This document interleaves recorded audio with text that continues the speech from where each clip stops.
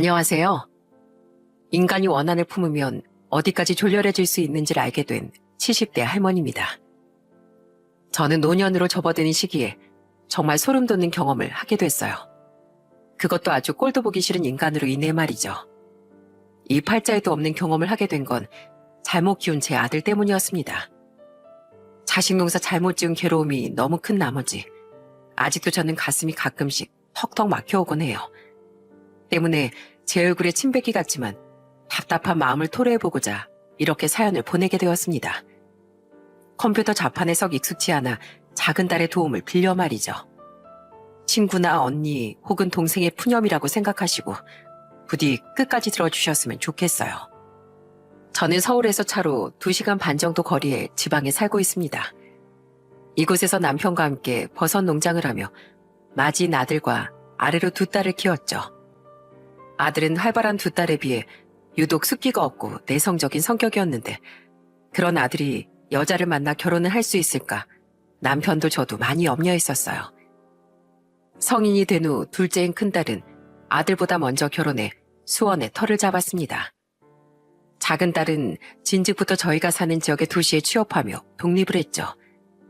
셋 중 가장 공부를 잘했던 아들은 이 지역에서 나름 최고로 알아주는 회사에 취업했는데 저희 집에서 차로 그리 멀지 않은 곳에 위치해 있었어요.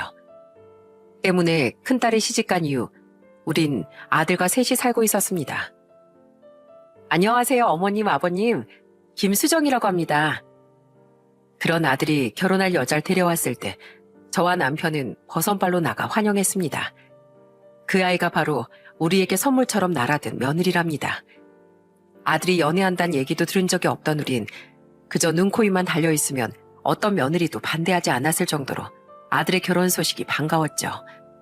그런데 며느린 행동거지도 단아하고 말투도 사근사근한 것이 아주 저희 마음에 쏙 들더라고요. 게다가 남을 돕는 일을 좋아해서 사회복지사라는 직업도 가지게 됐다는데 어디서 이런 천사가 찾아왔나 싶더라니까요.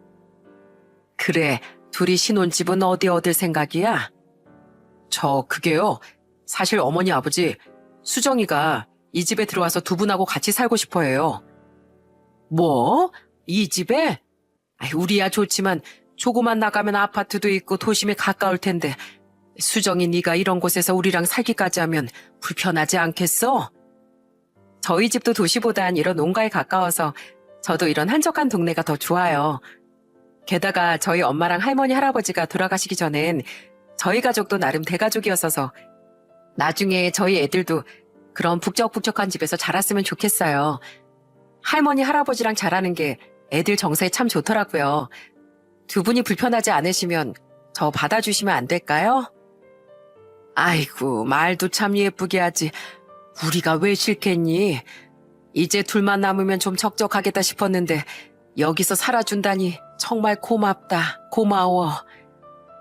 요즘 사람들은 시댁과 가까운 곳에서도 살기 싫어한다는데 그런 며느리의 말이 참 고마웠습니다. 며느린 조부모님과 모친까지 일찍 잃고 부친과 2 오빠 아래에서 자랐었다는군요. 엄마를 일찍 여인 며느리에게 저는 꼭 엄마처럼 편하고 다정한 시모가 되어주겠다고 내심 다짐했었죠. 예, 넌 평일에 일하느라 힘든 애가 왜 주말까지 나와서 일을 하려고 해? 얼른 들어가거라 아가. 좀 쉬고 있으면 엄마가 점심 차려줄게. 점심준비 제가 미리 해놓고 왔어요. 남편한테 점심시간에 맞춰서 준비해놓은 재료 넣고 찌개만 끓여달라고 말해놨는걸요? 아이고, 주말엔 좀 쉬라니까 미안하게. 신우 그것이 주말엔 방에서 꼼짝 않고 잠만 자더니 결혼하니까 아주 효자가 다 됐구나. 다 아버님이 어머니께 잘해주시는 모습 보고 남편이 배운 거죠. 저 뭐부터 할까요, 어머님? 아들은 나이 34세 그렇게 결혼을 했습니다. 며느리와 지내기 시작한 모든 날엔 가족 모두의 얼굴에서 웃음이 떠나지 않았어요. 제발 좀 쉬라는데도 며느린 기어코 농장으로 따라와 우리를 도우려고 하더군요. 덩달아 아들도 며느리를 따라 전보다 더 우리를 도우니 남편과 저로선 그렇게 일이 수월해지고 고마울 수가 없더라고요.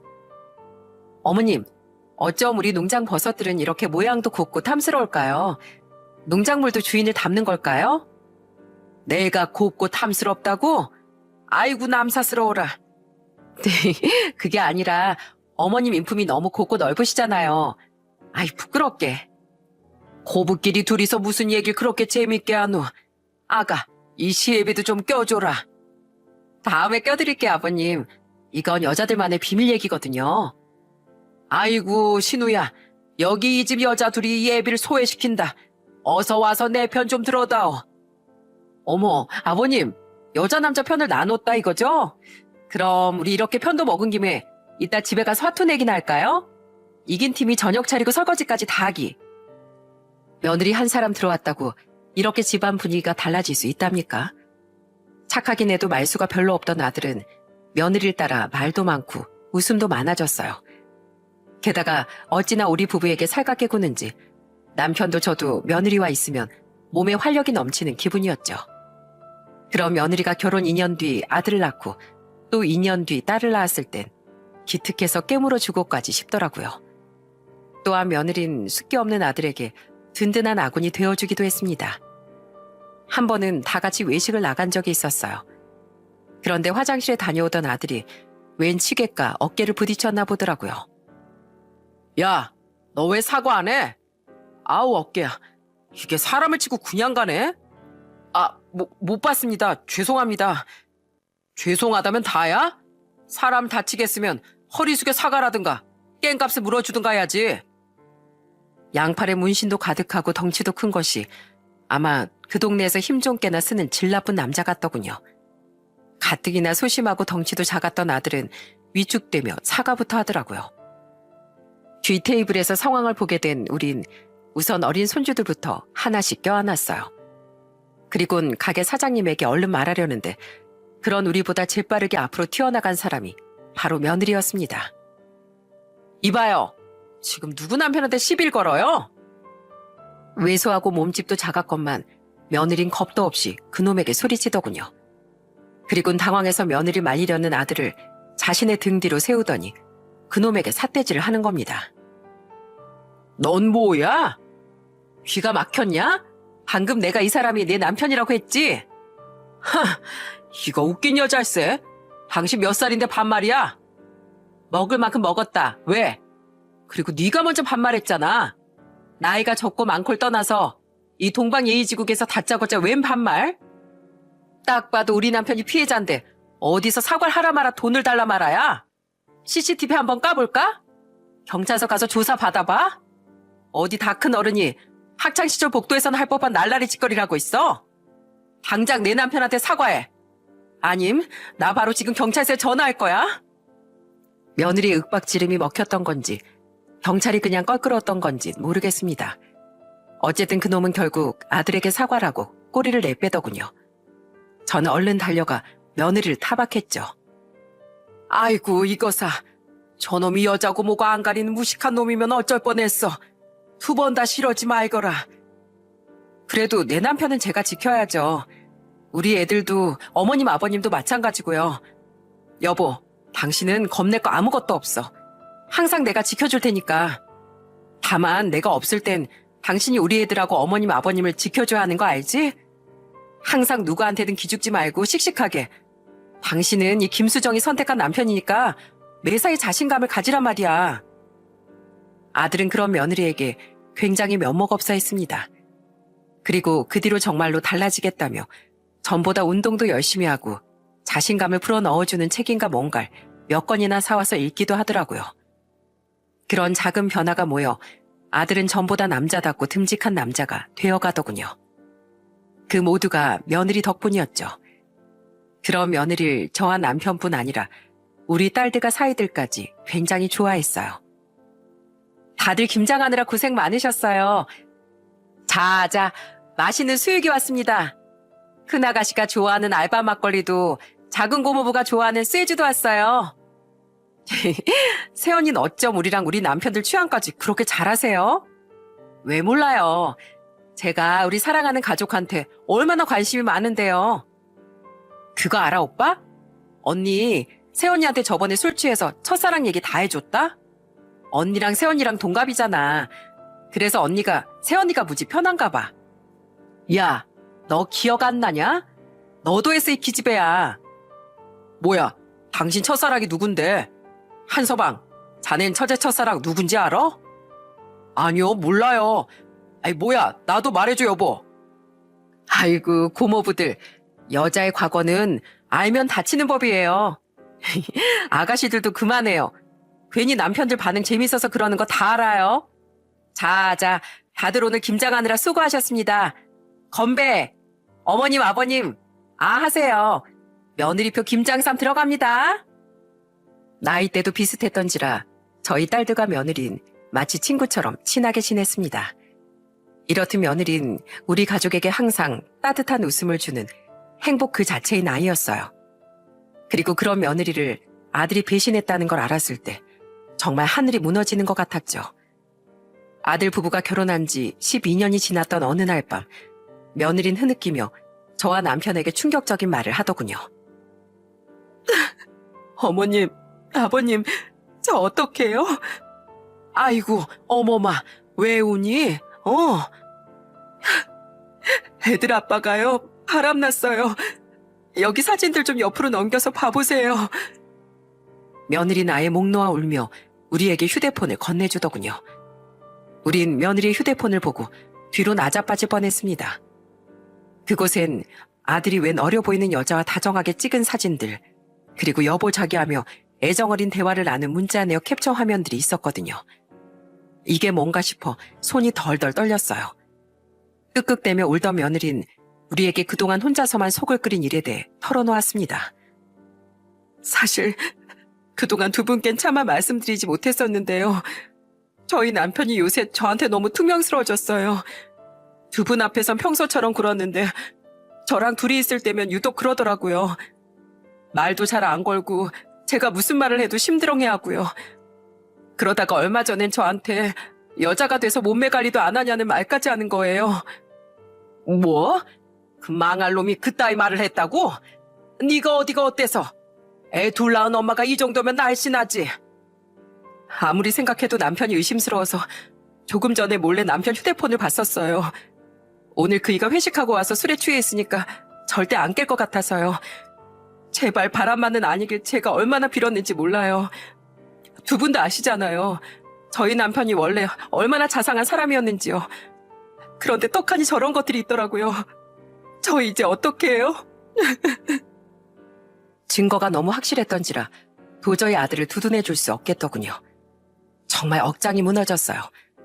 누구보다 착한 게 장점이라고 생각했던 아들이었건만 어떻게 이런 파렴치한 짓을 할 수 있답니까?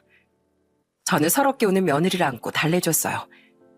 그 사이 눈이 뒤집힌 남편은 효자 손을 들고 아들의 방으로 쿵쿵 걸어갔습니다. 그리고 얼마 되지 않아 잠에서 깬 듯한 아들의 비명이 들려오더라고요. 아버지 왜 때리세요? 네? 이 망할 놈의 소나, 네가 그러고도 사람이야? 어머니 우리한테 어떻게 했는데? 너랑 애들한테 얼마나 잘했는데 감히 이런 짓을 해? 제가 뭘요? 제발 그만 좀 때리세요. 자다 깬 아들은 남편을 피해 저와 며느리가 있는 방으로 도망쳐왔습니다. 그리곤 제 손에 들려있던 휴대폰 속 사진과 눈물 범벅인 며느리를 보고 그제야 상황 파악이 된 듯 멈춰서더군요. 더 화가 난 건 아들이 그때부터 남편의 메타작과 제 욕짓거리를 그냥 받아들이기만 했다는 겁니다. 자신의 잘못을 알긴 안다는 것처럼 말이죠. 이제 네가 뭘 잘못했는지 알겠냐? 네가 사람이면 절대 어머한테 이럴 수가 없다. 내가 아예 다리 몽댕이를 분질러 버릴 테니까 평생 안진뱅이로 살면서 어머한테 속죄하고 살아. 이딴 더러운 짓거리하고 다닐 거면 밖에 나돌아다니지도 말라고. 더 때려요 여보. 이놈아, 나랑 네 아빤 적어도 널 사람으로 키웠다고 생각했다. 착하고 순한 게 네 가장 큰 장점이라고 생각하고 뿌듯해했다고. 그런데 감히 네가 이 착한 조강지철 두고 한눈을 팔어? 숨은 외신이 인간처럼 살지도 못할 거면서 네가 무슨 자격으로 우리 집에서 숨을 쉬고 살아? 당장 어머한테 빌어라. 뭐 몸매 관리가 어쩌고 저쩌? 잘못은 네가 저질렀으면서 어디 어머 가슴에 마구 상처를 내는 그딴 말까지 해? 무슨 말이라도 해봐 이놈아. 아들은 한동안 아무 말도 못하고 뭘 잘했다고 눈물만 뚝뚝 흘렸습니다. 그 모습이 어찌나 꼴보기 싫던지요. 그러다 겨우 입을 연 아들의 말이라는 게 더더욱 기가 막히더라고요. 미안해, 여보. 그래, 언젠간 당신이 눈치챌 줄 알았어. 내가 입이 10개라도 할 말이 없어. 근데 여보, 기왕 알게 된 거 위자료 줄 테니까 나랑 이혼해주라. 어? 애들도 다 당신이 데려가. 정말 미안한 말이지만 나 이제서야 진짜 내 짝을 찾은 것 같아. 그 사람 나보다 나이는 8살이나 어린데 항상 날 보듬어주고 감싸줘. 나 그 사람이랑 이제 남은 생을 보내고 싶어. 뭐라고? 그게 지금 나한테 할 소리야? 그럼 난 당신을 감싸주지도 못하고 보듬어주지도 못했단 소리야? 어머, 말이 맞다. 어디서 뚫린 입이라고 그딴 말을 짓거려? 사진 보니까 어머보다 훨씬 어리고 예쁘장해서 그냥 네가 홀랑 넘어간 거 아니냐? 지 앞몸 살릴 줄도 모르고 항상 너부터 생각하던 앤데 이런 어머보다 훌륭한 아내가 어디 있다고. 사실 전 항상 집사람한테 기죽었었어요. 저를 남자로 취급하기보단 동생들처럼 지켜줘야 하는 약자처럼 대했으니까요. 근데 지금 만나는 사람은 항상 제게 의지하고 기대줘요. 뭐든 제 말이 맞다고 하고 저를 든든한 남자가 되게 만들어준다고요. 기왕 이렇게 걸린 거 저도 더는 못 물러나겠어요. 저 그 사람이랑 살고 싶어요. 그러니까 애들 엄마랑은 여기서 그만 이혼하겠습니다. 이 벼락 맞을 놈이 너 안 닥쳐? 아이고, 조상님. 우리가 제사도 매번 공들여 지냈는데 어떻게 이런 몰상식한 놈을 자식이라고 내려주셨습니까? 너 나가라. 어? 당장 이 집에서 나가. 죄송합니다, 어머니 아버지. 그래도 이 아들 한 번만 이해해 주세요. 저와 남편은 기함을 하고 아들을 내쫓으려고 했습니다. 하지만 아들은 무릎을 꿇은 자리에서 조금도 움직이지 않으려고 하더군요. 며느린 그 옆에서 연신 숨이 넘어가도록 울고 있었죠. 그리고 1시간쯤 뒤 저희 집엔 잔뜩 화가 난 새 남자가 들이닥치더군요. 강서방, 자네 좀 나와보게. 그건 바로 며느리의 부친과 오빠들이었습니다. 며느리 모든 사실을 우리에게 말하기 전 며느리의 작은 오빠에게 먼저 연락을 한 모양이더군요. 이 일을 대체 어떻게 해야 하냐며 고민 상담을 한 거죠. 그러자 며느리 집안의 새 남자는 곧장 눈이 뒤집혀 저희 집으로 몰려들었던 겁니다. 저와 남편은 황급히 마당으로 나갔습니다. 그 뒤를 이어 놀란 며느리와 고개를 푹 숙인 아들도 따라 나왔죠. 오빠들, 내가 알아서 한다니까 여기까지 오면 어떡해. 아빠, 애들 깨니까 목소리 좀 낮추세요. 네? 어른들 이런 모습 보면 애들이 얼마나 놀라겠어요. 지금 내가 진정하게 생겼어? 강서방 저 자식이 바람을 피웠다는데 내가 가만히 있겠냐고. 사돈들, 대체 자식 교육을 어떻게 시키신 겁니까? 강서방이 평소에 나한테 잘한 건 압니다. 근데 우리 딸도 두 분께 지극정성이지 않았습니까? 그리고 그거랑 별개로 어떻게 우리 막내 가슴에 이런 피멍을 들게 한답니까? 죄송합니다, 사돈어른. 저희가 정말 면목이 없습니다. 지금 저희도 막 그 사실을 알고 이놈이 밖에서 얼굴도 들고 다니지 못하게 후드려 패고 있었어요. 사돈들이 이놈을 데려다가 곤장을 치든 질질 끌고 다니든 우린 전혀 관여하지 않겠습니다. 정말 죄송합니다. 미안하다, 어머마. 우리가 자식 교육을 잘못 시켰다. 죄송합니다, 장인어른. 죄송합니다, 형님들. 하지만 저도 제 마음을 도저히 어쩔 수가 없었어요. 제가 정말 죄인입니다. 저와 남편은 세 사람에게 허리 숙여 사과했습니다. 아들은 마당의 콘크리트 바닥에 무릎을 꿇고 사죄를 했는데 바깥 사돈은 그런 아들 앞에서 손을 번쩍 올리더군요. 뺨이라도 한 대 칠 것처럼 말이죠. 그러다 이미 저와 남편에게 두들겨 맞아 엉망이 된 아들의 얼굴을 보고 멈칫하더라고요. 그리곤 힘없이 떨군 손으로 아들의 어깨만 마구 내려치며 흐느끼셨어요. 어떻게 믿었던 자네가 이럴 수가 있나? 다른 사람도 아니고 자네한테 뒤통수를 맞으니 내가 한스러워서 정신을 못 차리겠어. 자네 평생 두 발 뻗고 잘 살지 말게. 내 딸한테 그리고 우리 손주들한테 평생 미안해하면서 살아. 사돈어른, 사부인, 그동안 우리 딸한테 잘해주셔서 감사하다는 말은 안 하겠습니다. 우리 인연은 여기까지인 것 같네요. 저희 딸 지금 당장 저희 집으로 데려갈 겁니다. 수정아, 짐 싸서 나와. 그날 박가사도는 며느리를 데리고 가셨습니다. 절대 아이들을 못 두고 간다는 며느리에게 어떻게 우리가 손주들을 빼앗을 수 있었겠어요? 우린 자다께서 비몽사몽하던 손주들에게 눈물의 작별을 해야 했어요. 우리 손으로 직접 손주들의 짐을 싸서 며느리 오빠들에게 건네줬죠. 그동안 아들은 망부석처럼 여전히 무릎을 꿇고 있더라고요. 망할 아들이 그러거나 말거나 저와 남편은 박가사돈의 차에 올라타는 며느리를 안고 울었습니다. 이게 오밤중에 무슨 날벼락이라니. 우리가 정말 미안하다 어머마. 사돈 어른 댁 가서 애들 놀라지 않게 잘 달래주고 너도 마음 좀 추스르거라. 우리가 자식을 잘못 키워서 네 마음에 큰 상처를 줬구나. 정말 미안하다. 저야말로 이렇게 갑작스럽게 떠나게 돼서 죄송해요. 어머님, 아버님, 다시 연락드릴게요. 울지 마시고 밥 잘 챙겨 드세요. 그 와중에도 우리 걱정을 하는 며느리에게 미친 듯이 미안한 마음만 들었습니다. 그렇게 사돈들과 며느리, 손주들이 떠난 뒤 우린 아들을 내버려 두고 그냥 집에 들어왔어요. 정말 인간 같지도 않은 아들을 도저히 용서할 수 없겠더라고요. 그날 이후 아들은 며느리와 이혼을 하게 됐습니다. 아이들은 당연히 며느리가 데려갔고 며느린 아들과 상간녀에게 위자료도 청구했죠. 이혼이 마무리되며 마지막으로 며느리를 볼 수 있던 날 저와 남편은 땅이 꺼져라 오열했어요. 마지막으로 며느리를 봐야겠다며 찾아온 딸들과 사위들 모두 눈물을 감추지 못했습니다. 새언니, 정말 미안해요. 우리 앞으로 오빤 사람 취급도 안 하고 살 거예요. 어떻게 사람이 새언니한테 그럴 수가 있어요? 혹시 살면서 어려운 일 있으면 꼭 연락해야 돼요. 알았죠? 오빠 그 자식은 다 있고 몸 건강하게 살아요. 애들만 생각하면서 꿋꿋하게요. 특히 며느리를 너무 좋아했던 딸들은 하도 울어서 나중에 눈도 제대로 뜨지 못하더군요. 그리고 저와 남편은 마지막까지 며느리를 쫓아가며 작별 인사와 함께 돈을 건넸어요. 어머마, 이걸로 애들 잘 키우고 사돈 어른도 잘 모시고 살렴. 잘 살아야 한다. 우리 아들로 보란 듯이. 알았지? 아니에요, 어머님, 아버님. 왜 두 분이 저한테 돈을 주세요?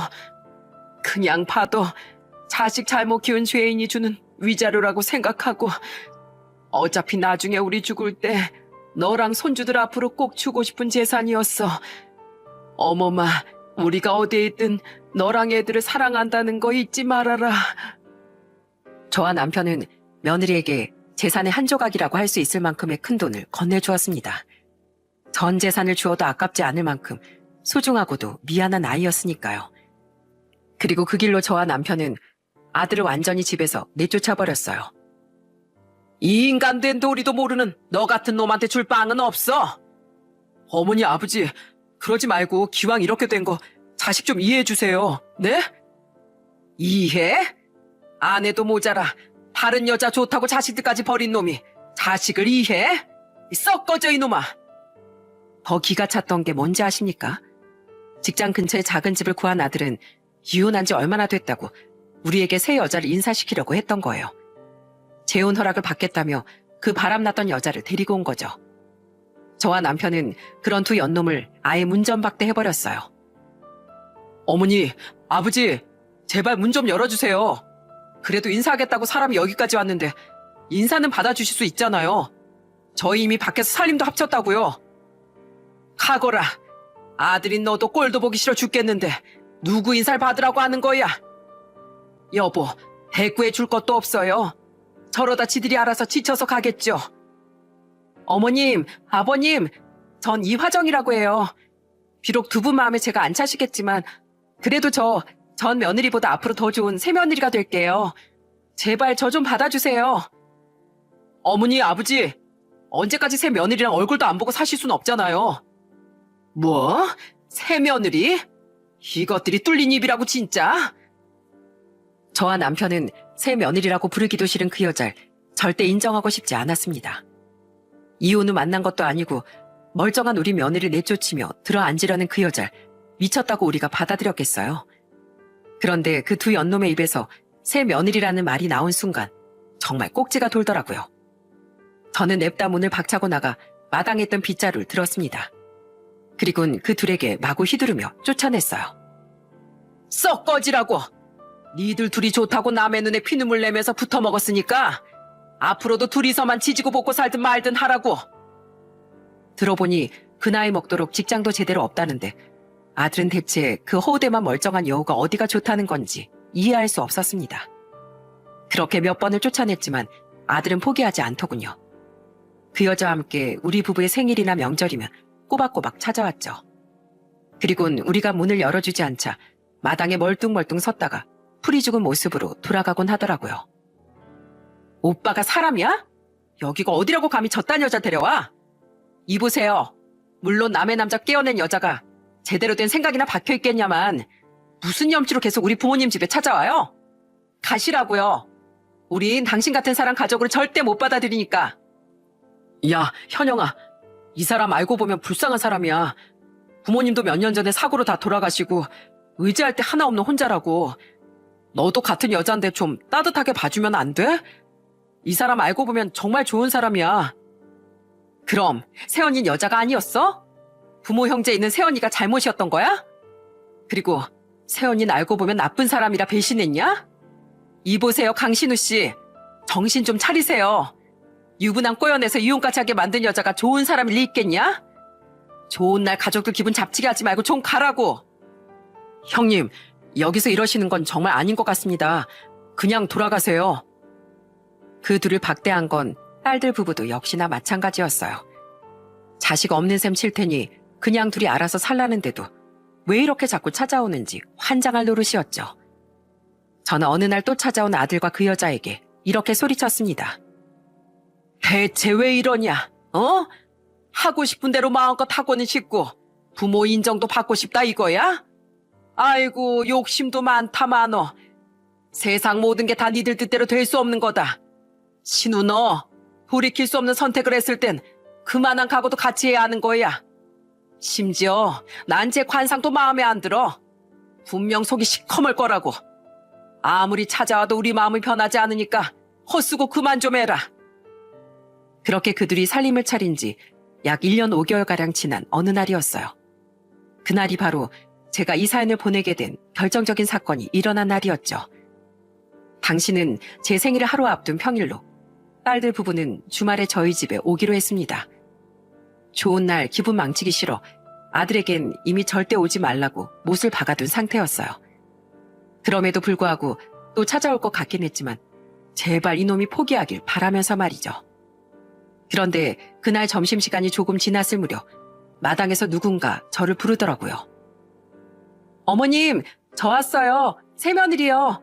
좀 나와보세요. 뭐야? 제가 여긴 이 시간에 왜 온 거야? 그건 바로 자칭 새며느리였던 그 여자였습니다. 당시 저는 몸이 좋지 않아 한동안 남편과 인부분들에게만 농장 일을 맡겨두고 집에 혼자 있었어요. 그런데 나가보니 뭐가 든 건지 그 여자는 손에 커다란 장바구니를 들고 있더군요. 게다가 대낮부터 술을 마시고 온 건지 약간 발음도 어눌하고 걸음걸이도 살짝 휘청거리더라고요. 어머님, 잘 지내셨어요? 네가 여긴 어쩐 일이니? 우리 신우도 없이. 근데 너 술 마셨니? 아, 그냥 아침부터 전을 부쳤는데 소주가 땡겨서 몇 잔 했어요. 그건 그렇고요, 어머님. 72번째 생신 축하드립니다. 하루 이르긴 하지만 축하드리려고 이렇게 왔어요. 오지 말라고 한 거 신우한테 못 들었니? 게다가 같이 와도 쫓아낼 판에 혼자서 술까지 먹고 여길 왜 와? 축한다 받았으니 이만 돌아가거라. 에이, 어머님, 또 이렇게 문전박대 하시게요? 어머님이 아무리 그러셔도 전 인정받기 위해 계속 노력할 거예요. 이거 보세요. 제가 며느리로서 어머님 생신상 차려드리려고 이렇게 음식들도 잔뜩 차려왔단 말이에요. 저 들어가서 어머님 생신상만 차려드리고 갈게요. 네? 저 들어가요. 예, 아이고, 예. 정말 눈 깜짝할 사이 일어난 일이었습니다. 마당에 서 있던 그 여잔 제 등 뒤로 살짝 열려있던 문틈을 파고들더군요. 그리곤 제가 막을 새도 없이 저희 집으로 들어가 버리더라고요. 몸이 좋지 않아 힘이 없던 전 그 여자를 차마 막지도 못하고 힘없이 떠밀렸죠. 정말 짜증이 팍 치솟더군요. 저는 인상을 쓰며 집으로 들어갔어요. 그 사이 그 여잔 주방으로 들어가 식탁에 벌써부터 음식을 꺼내놓고 있더라고요. 팔자도 좋다. 유부남 꼬여내서 일도 안 하고 아침부터 술 퍼먹고. 술 마셨으면 얌전히 집에 있을 것이지. 왜 여기까지 와서 술주정이야? 당장 가거라, 어? 에이, 그래도 음식 해온 정성이 있는데 어머님 드시는 것만 보고 갈게요. 저 진짜 인정받고 싶어서 그래요. 근데 아버님은 집에 안 계신가 봐요? 농장에 가셨나? 하긴 어머니만 드시면 되죠 뭐. 오히려 잘 됐어요. 잘 되기는 뭐가 잘 돼? 예, 난 안 먹을 거니까 그거 다 가지고 가. 대체 뭘? 어머, 예. 너 대체 뭘 사온 거야? 저는 미열이 있는 이마를 짚으며 주방으로 다가갔습니다. 그 여자를 쫓아내려고 말이죠. 그런데 그 여자가 생신상 차릴 음식이라고 내놓은 것들을 본 순간 경악을 하고 말았어요. 왜요? 메밀이 몸에 좋다잖아요. 그래서 제가 메밀국수, 메밀전, 메밀전병, 메밀무까지 다 사왔어요. 어머님 오래오래 건강하게 장수하시라고요. 얼른 와서 좀 드셔보세요. 사실 제가 만든 게 아니고 사오긴 한 건데 여기 맛집이래요. 얼른요. 그건 전부 메밀로 만든 음식이었기 때문이었어요. 저는 정말 심각한 메밀 알레르기를 가지고 있었거든요. 어릴 적 그것도 모르고 메밀묵을 먹었다가 쇼크사로 숨 넘어갈 뻔한 적도 있을 만큼 말이죠. 그때의 트라우마로 저는 메밀 음식만 봐도 숨이 턱하고 막혀오곤 했습니다. 그렇게 심했으니 가족들은 그 사실을 모두 알고 있었어요. 저는 기겁을 하며 그 여자의 얼굴을 쳐다봤습니다. 그리고 분명히 봤어요. 그 여자의 얼굴에 스치던 비열한 미소를 말이죠. 하나도 아니고 모조리 메밀 음식만 사온 것이 분명 고의가 아니고 뭐였겠어요. 저는 뒤로 주춤거리며 소리쳤습니다. 너, 내가 메밀 알레르기 있는 거 알고 이런 거지? 당장 치우지 못해? 대체 무슨 속셈으로 이런 짓을 하는 거야? 속셈이요? 무슨 속셈이요? 아, 알레르기가 있으세요? 전 몰랐네요. 근데 알레르기 같은 건 의지가 나약한 사람들이나 걸리는 거예요. 먹어서 몸이 적응을 하게 해야죠. 얼른 와서 드세요, 어머님. 사람은 미워해도 음식은 미워하지 말아야죠. 이거 드시면 제가 2번 다시 여기 안 찾아올게요. 어때요? 자, 어머님, 저리 가라고! 그 와중에 그 여잔 시침을 떼며 제게 메밀전병을 먹이려고 다가오더군요. 그 사악한 미소를 보는데 점점 호흡이 가빠지는 게 느껴졌습니다. 저는 결국 황급히 집에서 뛰쳐나와 멀리 도망을 쳤어요. 신발도 신지 못하고 맨발로 말이죠. 뒤에서 그 여잔 끝까지 어머님, 어머님 하고 소리치더라고요. 정말 온몸에 소름이 돋아 미치는 줄 알았습니다. 예, 세영아, 너 집이니? 당장 우리 집으로 좀 와다오. 그 화정인 가는 애 있지? 그 네 오빠랑 사는 애. 걔가 완전 단단히 눈깔이 뒤집혔나 봐. 갑자기 술 냄새 풀풀 풍기면서 혼자 여길 왔지 뭐니. 게다가 집에 막무가내로 들어오더니 생일상이랍시고 메밀 음식만 잔뜩 내놓는 거야. 걔 분명히 알고 그런 거다. 내가 기겁을 하니까 나한테 메밀 전병을 들고 다가오더라니까. 나 숨 넘어갈 것 같아서 우선 도망 나왔다. 네 아버진 일 중이라 전화도 안 받어. 얼른 좀 와다오. 저는 전화를 받지 않던 남편 대신 다급히 같은 지역에 살던 작은 딸에게 전화를 걸었어요. 당시 작은 딸은 일을 그만두고 주부로 살고 있었거든요. 놀란 딸은 얼른 자신의 딸을 바로 앞동에 살던 시부모님에게 맡기고 제게 달려와 주더군요. 딸이 오는 사이 저는 아들에게 전화를 했는데 아들은 그 여자가 저희 집에 온 걸 전혀 모르는 눈치였어요. 예, 네가 같이 사는 그 기집애한테 말했지? 나 메밀 알레르기 있다고. 네? 갑자기요? 네. 그냥 가족들 이야기할 때 말했었어요. 미리 알고 조심하면 좋으니까요. 그런데 갑자기 그건 왜요? 왜요? 지금 걔가 대낮부터 술 먹고 우리 집에 와서 메밀 음식들을 우리 집에 잔뜩 펼쳐놨어. 그거 먹으면 2번 다시 이 집에 안 오겠다면서 희죽대더라. 걔 진짜 미친 거냐? 너 걔랑 한통속 아니야? 아무리 나한테 앙심이 있다고 해도 그렇지. 어떻게 이런 짓을 해? 그 사람이요? 아니에요, 어머니. 저는 모르는 일이에요. 우선 그 사람한테 전화해 볼게요. 어머님 괜찮으신 거죠? 놀라서 뒤집어질 뻔했다. 아주 고맙다, 이 자식아. 네 덕분에 내가 정말 별꼴을 다 보는구나. 역시나 그 여잔 제 알레르기 사실을 알고 있었던 겁니다. 그리고 아들과 통화가 끝난 지 얼마 지나지 않아 딸이 택시를 타고 쏜살같이 도착했더라고요. 저는 노여움 반 두려움 반으로 딸의 손을 잡고 집으로 향했어요. 엄마, 그 여자 이미 내뺐나 봐. 아무 데도 없어. 그런데 그 여잔 이미 음식까지 전부 싸들고 사라진 뒤더군요. 처음부터 아무 일도 없었다는 듯 집은 쥐 죽은 듯이 고요했습니다. 그 고요가 오히려 더욱 소름이 돋았죠. 하지만 제 말을 믿던 딸은 다시 아들에게 전화를 걸어 소리쳤어요. 오빠, 진짜 미친 거야? 그 여자한테 전화해봤어? 그 여자 벌써 사라졌어. 자긴 그냥 어머니 축하해드리러 갔다는데 어머니가 기겁을 하고 그냥 나가버리셨다는데? 그래서 그냥 집에 가고 있대. 그 사람 음식 싸간 적 없다는데 이게 어떻게 된 거지? 나도 놀라서 우선 회사 조퇴하고 어머니한테 가고 있어. 그걸 믿니, 이 바보 천치야? 그럼 엄마가 헛거라도 봤다는 거야, 뭐야? 잔말 말고 그 여자 번호 내놔, 얼른! 그 여자는 아들에게 새빨간 거짓말을 했더군요. 아들도 이 상황이 긴가민가 했는지 딸에게 그 여자의 번호를 알려주었습니다. 딸은 망설이지 않고 스피커폰으로 그 여자에게 전화를 걸었어요. 그리고 그 여잔 여전히 오리발을 내밀며 저만 이상한 사람을 만들더라고요. 이봐요. 나 강신우 막내 동생 되는 사람인데요. 당신 우리 엄마한테 무슨 짓을 한 거예요? 대체 무슨 생각으로 그런 거냐고요? 제가 뭘요? 방금 남편한테도 말했는데 전 억울해요. 전 그냥 축하만 해드리러 간 거라고요. 물론 제가 술을 좀 먹고 가긴 했지만 술김에 좋은 며느리가 되어보고 싶어서 간 건데 오히려 그런절 벌레 취급하면서 집에서 나가버린 어머님이 더 너무한 거 아닌가요? 이게 어디서 오리발이야? 그럼 우리 엄마가 거짓말이라도 했다는 거야? 야, 너 딱 기다려. 내가 아주 빼도 박도 못하게 꼭 증거 찾아낼 테니까. 하지만 딸은 물러서지 않고 더 큰 소리를 쳤습니다. 그로부터 15분 뒤 이번엔 집에 아들이 도착했더군요. 그리고 뒤를 이어 뒤늦게 제 연락을 받은 남편까지 들어섰죠. 그런데 조금 전까지만 해도 영문을 몰라 하던 아들이 대뜸 무릎부터 꿇더라고요.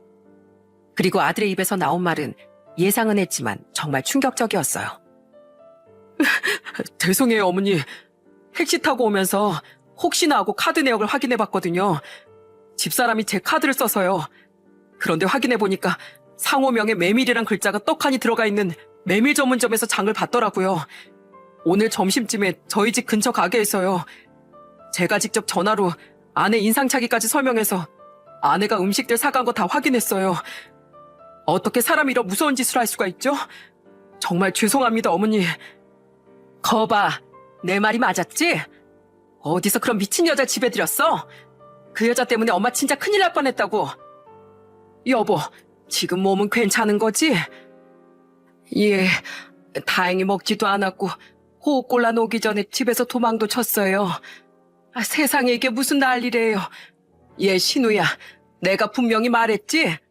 걘 관상부터가 마음에 안 든다고. 걔가 나한테 무슨 짓을 하려고 한 건지 모르겠다만 어떻게 이런 끔찍한 짓을 저지를 수 있다니. 너 이래도 걔가 좋은 애라고 할래? 이 정신 빠진 놈아. 그런 무서운 여자 때문에 감히 어멈을 내쫓아? 아들은 자신의 카드 내역을 확인해 그 끔찍한 행동에 대한 증거를 찾은 겁니다. 정말 살다 별 무서운 일을 다 겪는다 싶었어요. 저는 아직도 놀란 가슴이 진정되지 않아 벌벌 떨었고 딸은 자기 오빠를 죽일 듯 노려보며 화를 내기 바빴죠. 결국 크게 분노한 남편은 아들을 냉큼 쫓아냈습니다. 그리고 그로 인한 소동은 그날 저녁 2차전에 돌입했어요. 작은 딸에게 연락을 받은 작은 사위와 큰딸 내외가 집으로 달려왔거든요. 게다가 화가 난 아들은 그 여자를 제 앞에 끌고 와 무릎까지 꿇렸죠. 당장 사과드려. 납작 엎드려서 어머니께 용서 빌라고 이 끔찍한 여자야. 어머님, 제가 잘못했습니다. 제가 어머니께 진짜로 해를 끼치려고 한 게 아니고요. 어차피 어머님이 음식 입에도 안 드실 거 알고 있었어요. 그런데 제가 술김에 그만 앙금 때문에 홧김에 저지른 일이에요. 평소에 아버님보다 어머님이 유독 저를 더 냉대하셨잖아요. 그래서 그냥 이렇게라도 소심하게 복수하고 싶었어요. 한 번만 용서해 주세요. 아무 일도 없으셨잖아요. 용서? 사람을 잘못하면 큰일 날 뻔하게 했으면서 복수? 용서? 어림도 없다. 너 같은 애를 잠재적 범죄자라고 하는 거야. 내가 도망 안 쳤으면 거기서 어떻게 됐을지 누가 아니. 우리 며느리 쫓아내고 자리 차지할 때부터 진즉 상종 못할 애인 건 알고 있었다. 그래서 내 집에도 절대 들일 생각 없었고. 그런데 기어이 네 추악한 실체 이렇게 보여주는구나. 됐고, 난 너 경찰에 신고할 거다. 어디 한번 법의 판결 좀 제대로 받아봐. 어머님, 경찰이라뇨. 지금 어머니 멀쩡하시잖아요. 제가 잘못했어요. 네? 저 진짜 2번 다시 안 찾아올게요. 여보, 어머님 좀 말려봐. 내가 왜? 죄를 지었으면 죄값을 받아야지. 무서운 여자야. 난 아내랑 애들을 버리면서까지 당신을 아꼈어. 그런데 감히 내 부모님한테 이런 짓을 해? 너 같은 건 당장 내 집에서 아웃이야. 너도 내 집에서 그만 아웃하거라. 이 모든 일이 애초부터 신우 너 때문에 벌어진 일 아니냐. 네가 저런 여시한테 홀려서 어멈을 버리는 바람에 나한테 이런 일까지 생긴 거잖아. 둘 다 꼴도 보기 싫다. 나가. 넌 나중에 경찰 조사나 성실히 받아. 알았어? 이 천벌 받을 것들. 저는 두 연놈 모두 꼴도 보기 싫어 집에서 쫓아내버렸습니다. 남편과 사이들이 나가지 않으려는 그들을 질질 끌고 쫓아냈죠. 그날은 정말 죽도록 화가 나고 또 죽도록 천사 같던 며느리가 보고 싶던 날이었어요. 이후 저는 정말로 그 여자를 신고했습니다. 그 여잔 경찰 조사를 받았지만 아쉽게도 형사처벌까진 가지 못했어요. 이미 그 여자가 증거인 메밀 음식들을 버린 지 오래였고 저희 집에 음식들을 가져왔다곤 해도 정말 먹일 생각은 없었다며 그 여자가 진술했거든요. 게다가 그냥 먹어보라며 몇 번 권하고 음식을 들이민 걸론 강제성을 부여하기 힘들다고 하더군요. 때문에 분하게도 저는 그 여자를 미수범으로도 처벌받게 하지 못했습니다. 하지만 그 여자는 결국 다른 벌을 받게 됐죠. 어머님, 제가 정말 잘못했어요. 남편이 절 집에서 쫓아낸대요. 저 이대로 그 사람이랑 갈라서기 싫어요. 네? 어디서 자꾸 어머님 타령이야? 혼인신고도 안 했으면서. 둘이 갈라서든 말든 글쎄 알아서 좀 하라고. 너 말로 해선 안 되겠구나. 너 또 경찰차를 타봐야 정신 차릴래? 아들은 그 여자를 집에서 쫓아냈습니다. 뻔뻔하게도 그 여잔 또 저희 집을 찾아와서 제게 애원하더라고요. 결국 제가 경찰까지 부른다고 하자 그제야 그 여잔 줄행랑을 쳤죠. 그게 그 끔찍한 여자와의 마지막이었어요. 반면 아들은 모든 걸 돌릴 수 있다고 생각한 건지 그 뒤로 몇 번이나 찾아와서 용서를 빌더군요. 죄송해요, 어머니, 아버지. 전 정말 그 여자가 그런 여자인 줄 몰랐어요. 제가 잠깐 정말 미쳤었나 봐요. 두 분 말씀을 진즉 들었어야 했는데 애들 엄마한테도 너무 죄스러워요. 그렇게 사람 보는 눈이 없어서 세상은 어떻게 살아가겠니? 그리고 설사 그 애가 정말 좋은 애였다고 한들 안에 있는 놈이 조강지철 버려? 자식도 여자에 미쳐가지고 싹 다 버리고? 넌 그 어떤 이유를 갖다 붙여도 평생 용서받지 못할 짓을 벌인 거다. 알았어? 우린 너 용서할 생각 없으니까 넌 평생 네 아이들 그리고 어머한테 마음으로 용서 빌면서 살아. 그 여자에 간 끔찍한 일하고는 별개로 네 죄는 고스란히 남아있으니까. 아들은 제 일침에 뭘 잘했다고 연신 눈물바람이었습니다. 그 착했던 놈이 어쩌다 저런 한심한 인간이 됐나 싶어 저와 남편도 소리 없이 눈물을 흘렸죠. 그렇게 1년 반 정도가 지난 지금 아들은 여전히 우리에게 용서를 빌며 살고 있어요. 하지만 저희 부부도 딸들 부부도 아직 아들을 사람 취급하지 않고 사는 중입니다. 아들은 한 번씩 찾아와 우리의 눈치만 보다 돌아가곤 하죠. 내심 아들은 다시 저희 집에 들어와 살고 싶은 듯한데 우린 전혀 그럴 생각이 없어요. 그 천사 같던 며느리와 손주들 눈에 피눈물 낸 것만 생각하면 아직도 가슴이 찢어지는 기분이니까요. 아무리 내 자식이라도, 아니 내 자식인 만큼 남의 가슴에 멍들이는 짓은 절대로 해선 안 된다는 가르침을 오래도록 혹독하게 줄 생각입니다. 고맙게도 며느린 손주들을 데리고 한 번씩 우리를 찾아와 주고 있어요. 마음을 조금 추슬렀는지 1년 전쯤부터 말이죠. 그때 손주들과 함께 우릴 오랜만에 찾아온 며느린 건너 아들의 소식을 들었다는군요. 씁쓸하게 웃던 며느리에게 저와 남편은 차마 우리에게 며느린 오직 너뿐이었다고 말할 수 없었습니다. 아들로 인해 큰 상처를 받은 며느리에게 그런 말을 하는 것조차 우리 욕심이었으니까요. 대신 저는 며느리에게 이렇게 말했어요. 그놈은 천벌을 받은 거다. 그러니 넌 이제 그만 조금이나마 응어를 내려놓고 더 행복하게 살려무나. 넌 좋은 애니까 우리 아들은 비교도 되지 않을 만큼 좋은 사람을 분명 만날 수 있을 거야. 그리고 어머마, 힘든 마음에도 불구하고 우릴 위해 여기 와준 거라면 그러지 않아도 괜찮다. 너도 이젠 다 잊고 새 출발해야지. 아니에요, 어머님. 제가 두 분 보고 싶어서 오는 거예요. 그동안 이혼한 아픔도 컸지만 두 분이 너무 보고 싶어서 힘들었어요. 같이 살고 있는 저희 아빠도 두 분을 찾아뵈는 건 이해해 주시더라고요. 두 분이 12년 동안 저한테 얼마나 잘해주셨어요. 게다가 우리 애들이 워낙 어머님 아버님을 좋아했잖아요. 전 오래오래 두 분 찾아뵈면서 살 거니까 오지 말라고 하시면 절대 안 돼요. 아셨죠? 이렇게 말하며 여전히 우리를 찾아주는 며느리에게 참 고마운 마음뿐입니다. 그런 마음이 들수록 이런 며느리를 배신한 아들놈에게 더욱 화가 치밀곤 하죠. 오죽 답답했으면 제가 딸에게까지 부탁해 이런 하소연 같은 사연을 보내겠어요. 저희 아들은 며느리 배신할 당시 대체 자신이 왜 그랬는지 도저히 모르겠다고 말하곤 합니다. 자신이 귀신이든 뭐해든 단단히 쉬었던 것 같다고요. 물론 사람이 살다 보면 어떠한 유혹에 흔들릴 수도 있고 혼이 빠져나갈 수도 있다고 생각해요. 하지만 그럼에도 불구하고 사람으로서 해서는 될 일과 안 될 일 정도는 구분하는 게 지성을 갖춘 사람이라고도 생각합니다. 때문에 우리 가족은 모두 아들에게 큰 실망을 했던 거예요. 기본적인 인간으로서의 도리를 저버렸으니까요. 제 사연이 제 아들처럼 뭔가에 홀린 사람들에게 큰 교훈을 주었으면 좋겠습니다. 순간의 실수라고 변명하기 전에 꼭 이 말을 상기시켜 보세요. 내가 인간으로서의 도리를 벗어나고 있다면 그건 잠시의 판단 실수가 아니라 당신의 추악한 내면이 비집고 나오고 있다는 사실을 말입니다. 또한 한순간의 잘못된 판단은 자신의 인생을 송두리째 망쳐버릴 수 있다는 걸 잊지 마시길 바랍니다. 씁쓸한 제 사연 끝까지 들어주셔서 감사합니다. 여러분의 가정엔 모쪼록 평안함이 가득하시길 빌게요. 그럼 안녕히 계세요.